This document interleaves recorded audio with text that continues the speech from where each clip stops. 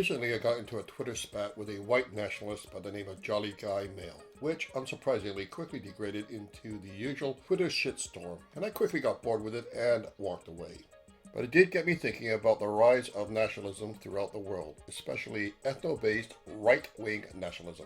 What exactly do these ethno-nationalists mean and want? What is their justification for setting up a ethno-state based solely on race and color? How far are they willing to go to create their ethno-based utopia? Really, I am curious and wish to pose 10 questions for them to consider and answer, just so we can perhaps have a serious conversation about the subject without it degrading into a childish pissing match. And because I am white, I am addressing my questions mainly to the many and various white nationalists out there, because they claim to speak for me, even though I have never asked them to do so. However, these questions could be and should be presented to any and all race-based ethno-nationalist groups, such as the Black Nationalist movement. But I do want to make one thing clear here. I am using the term white nationalist and not white supremacist, as I believe that it is possible that there could be a difference between the two. One conceivably could be a white nationalist without being a white supremacist or racist. And until proven otherwise, I will give them the benefit of the doubt, and I would apply the same standard to all other ethno-based nationalist groups out there. With that out of the way, let's begin. 10 questions to white nationalists. Question 1. What exactly does white nationalism mean to you? Now, I am a British-born Canadian, and as such, I'm very much a Canadian nationalist. However, my nationalism is based on what Canada is supposed to stand for and what I believe to be its strong points are. Those being equality, freedom, multiculturalism, fairness, democracy, and a strong sense of thank God we're not fucking Americans. Canadian nationalism is not ethnocentric, as the nation was born out of two competing European cultures, those being the British and the French, along with strong influences from the First Nations peoples or Native Americans in the US. Since the founding of the Dominion back in 1867, Canada and Canadians have accepted and added other peoples and cultures into its national mosaic. Although I have to admit, not always willingly and at best, grudgingly at times. However, white nationalism would appear on the surface to be very exclusive of other races and cultures and rejects not only the concepts of multiculturalism, but also appears to adopt and champion the concepts of racial separation, segregation, and apartheid. So when you speak of white nationalism, what exactly are you calling for? What does it stand for? What are its tenets? What exactly is white nationalism? Question 2. How do you define white? When I asked Jolly Guy Mel what he meant by white, he came back with the answer Caucasoid or Caucasian. When I pointed out that the term Caucasians didn't just mean white people, but to paraphrase the above, the term denotes the general physical types of some or all of the populations of Europe, North Africa, the Horn of Africa, the Middle East, along with parts of Central and South Asia, without regard to skin tone or color. He was less than pleased and said something along the lines, "You know what I meant." What this basically means is that people from, say, the Indian subcontinent are just as much part of the Caucasian family as any North European. A fact I have been using when discussing race relations with my Sikh friends over beers for the past 30 years or so. This means that the racial classification of Caucasians cannot be used by white nationalists to describe what a white person is or isn't, as the term includes white, brown, and black people. The other term used by white nationalists, usually those of a more racist and supremacist bent, is Aryans. Now, apart from its negative connotations, the term is derived from the ancient Proto-Indian Iranian Sanskrit word Arya, dating back to the Indian Vedic period of between 1500 and 1100 before the Common Era, and meant high or noble born. The term was later adopted along with other things such as the swastika in the late 19th century, and incorrectly applied to Germanic people back when German nationalism started to take root. So again, it is not a true gauge of what it means to be white. So with that in mind, how do you define what a white person is? What are your lines of demarcation? Who or what qualifies as a white person, and by what criteria do you make that judgment? These are questions that you must answer, even if it's just to yourself, in order to define what is or is not, or rather, who is and or who is not a white person, and who is worthy of living in your new white ethno-state. So tell me, what is a white person? Question 3. What level of white purity are you or are you not willing to accept as white? Now, as I said at the beginning, I am a white male and British born of Welsh descent on both sides of my family tree. Indeed, I can trace my ancestors back to the time of Llewellyn of Wales, circa 13th century. However, I am 6'3", blue-eyed, and when younger was blonde as blonde could be. Not your typical Brit or Welshman, but rather I was old Uncle Elda's wet dream of a perfect Aryan male. So that means that there has to be some Norse or Germanic blood in my family line from some distant time and place. And this brings up the matter of mixed bloodlines and racial purity, a subject that I know is very uncomfortable to address, but one that must be, if just for the sake of clarity. For the past 40 or so years, mixed marriages and matings between peoples of various ethnicities has not only been more common, but is now considered to be a cultural social norm in the developed West. Again, I will use myself and my family as an example. My wife is Filipino, and although we do not and will not have any children due to our ages and my decision long ago not to be a breeder, the question remains that if we did, would they be considered to be white, Asian, or mixed? And would they be welcomed in your all-white ethno-state? And then there is my cousin in the UK who at one time was married to a black man and had 2 kids with him. Now, are those kids white, black, or mixed? And would they be welcomed as full citizens with all the rights and privileges afforded to your pure white citizens in your white ethno-state? Exactly what level of racial purity are you willing to accept? How much mixed blood is allowable? Where do you draw the line?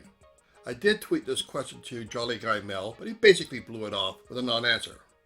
So here's your chance to state clearly on how pure white a person must be to qualify as a white person in your ethno-state. Question 4. Would your white ethno-state have any religious exclusions? One of the things I have noticed about many white nationalists is that they are for the most part self-professed Christians, usually of the evangelical Baptist variety. This brings up the question of religious inclusion or exclusion, depending on the case. It should be noted that not all white people are Christian. Many have adopted Buddhism. Others, such as myself, are hardcore atheists. And there are even white, blue-eyed Muslims from places such as Turkey, Afghanistan, and from a number of smaller former Soviet bloc states. Do these non-Christian whites qualify, or are they to be excluded from your white ethno-state due to religious reasons? Now, I did not mention the Jews, namely because they already have their own semi-exclusive ethno-religious state, Israel. And I expect that if your white ethno-state did have religious exclusions, you would strongly advise those white Jews currently residing in your new nation to quickly immigrate to Israel. So the question to answer is, would your white ethno-state have any religious exclusions? And if so, how would you deal with your non-Christian white citizens? Question 5. Where is this white ethno-state of yours going to be located? Again, this is a question I posed to Jolly Guy Mel, and he answered North America and or Europe. I am willing to accept that a case could be made that a white homeland in Northern Europe would be culturally and historically correct. However, the same cannot be said about North America, as the First Nations and Inuit people would have something to say about that, as they do have a prior claim to the land. So, where is this white ethno-state to be created and located? Question 6. How far are you willing to go to create this white ethno-state? As pretty much all the planet is inhabited and there really is no free and empty land to immigrate to in order to create a new white ethno-state, you will be forced to create it out of lands that with already established national identities, cultures, populations, and governments. I can think of only a few ways for you to establish a new white ethno-state, and all of them are problematic to say the least. First is political secession. With this option, you need a political majority of like-minded individuals and vote to succeed from the nation and form your own country. This, of course, presupposes that the other party is willing to allow you to leave, taking no doubt a large chunk of the old nation with you without a fight. Or you are able to generate the political will and power to win a vote that would turn your current nation into an all-white ethno-state. The other option is civil war. It was tried once in the U.S. with little success. However, it has worked recently in the former Yugoslavia, which after the death of Tito broke up into a number of ethno-religious states, but only after a long and bloody war complete with ethnic cleansing on all sides. The other option is invasion, taking over the lands of another people and forcing them out so that you can take over and create your white ethno-state utopia. Again, this option would require the need to engage in either ethnic cleansing or subjugating the natives and turning them into second-class citizens, something we whites do have a history of doing in the past. So how far are you willing to go to form your own white ethno-state? What are you willing to do? What are you willing to pay in terms of your personal treasure, lives, and souls? Where do you draw the line?